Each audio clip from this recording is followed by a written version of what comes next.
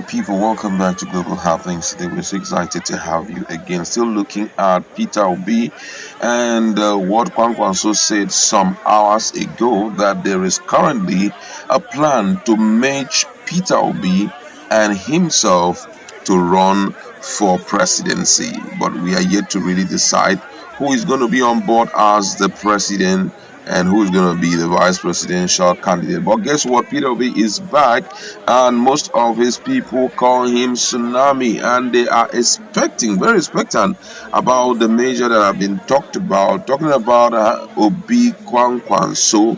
Kwankwanso is very famous in the northern part of Nigeria, but from all indication, Obi is not just famous, Obi is a tsunami. Now look at him arriving and see the number of people that are waiting for him, and see how many people are taking snapshots with him, both young, both old. They are all surrounding him and getting overly happy to have everything to do with Peter Obi. And the amazing side of this whole thing is that people are not being paid to do this. It has never happened in the history of Nigeria that a president emerges, or let me say, a presidential candidate of a particular party emerges, and people are even the one carrying out evangelism for him. Oh my God.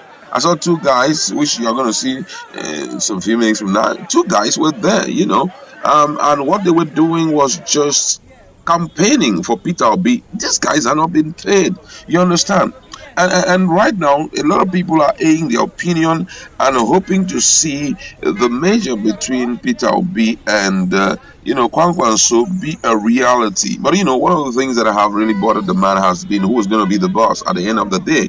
But Nigerians are like trying to create a scenario which would not anything from the both parties, but Nigerians are trying to create a scenario where Peter Obi will have to serve for 8 years, and after then, Kwankwanso will run for the next 8 years. And guess what? This is overly possible, especially if Nigerians are enjoying what they expect to enjoy in, an administration like that of Peter Obi and Kwankwanso. And someone says, "See, I just hope our support to Hashtag Obi Kwakwanso on Twitter here won't be in vain. Let them merge. I beg." That people are now begging, they're begging that the duo should please merge, because right now people are already intoxicated with it. I mean, this is quite amazing.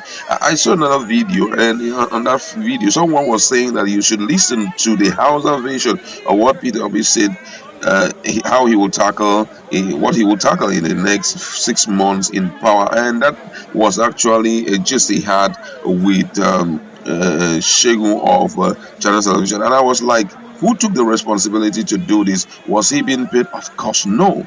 They were never being paid, but they just feel that it is the ideal thing that should happen. Another person here says, if Obi and Kwankwanso can come together, I will become a card-carrying member of Labour Party. You can imagine what Nigerians are saying. People are waiting for that D-Day, when two of them will agree that they have finally merged, so that they can at least truncate and frustrate some of those so-called politicians who feel that it is their responsibility to be in Aso Rock. A lot of things have been happening in the country lately, especially as it has to do with this issue of politics. You see people who have not even gone into primaries, their names being submitted. Their names are now being submitted as people who had gone for stuff like that. And the big question is that if, for example, let me just mention name Ahmed Lawan. We all know that the guy who was on board, who was selected during the primaries, who had refused that he would never give into anything like stepping down for Ahmed Lawan, who has spent almost 20 years in Senate. But right now, it was so shocking to wake up and see that that during the submission, they replaced the guy's name and put Ahmed Lawan. And someone asked a question that if this is what is happening in this current administration, it therefore means that the room for corruption is yet to be closed.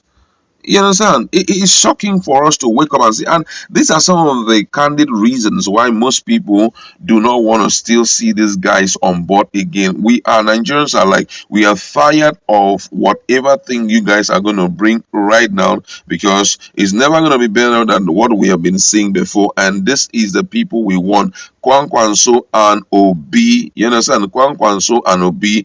And Peter Obi had said something some time ago. He said, "Silver and shishi I do not have, but what I have I will give you. Nigeria, arise and walk again." Whoa! Now this is quite interesting. He says, "Silver and shishi I do not have, but what I have I will give," which means his purpose of coming on board as, presidential candidate of Labour Party is to see how Nigeria can arise once again and walk. And this is one of the things that you can hardly hear from the other people, because they have different purposes when they come on board. Someone here says, "Everything will be is what I stand for." They keep shouting they keep shouting that we do not have structures.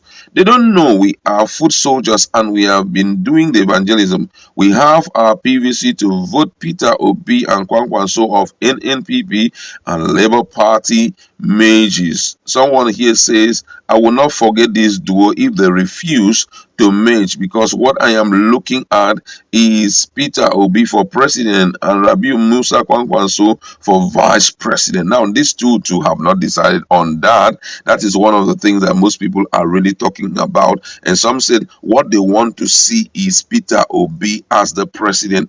Later on, we'll be talking about Kwankwanso taking over. But first of all, Peter Obi should be, the one creating the pathway for a future that Nigerians will be happy, to see. So I think that as he has returned, something is going to happen, which I believe it will be a case of going to meet with Kwankwanso so that they can concretize on the issue of the major. And I want to beg Kwankwanso, please, do well to just stay as his vice president, because already it's a tsunami that Nigerians cannot afford. I love Kwankwanso, but I really, really love to see Peter Obi do the things that he had promised Nigerians that he is going to do. People are using their own funds. I mean, this is one thing I have never seen in my life.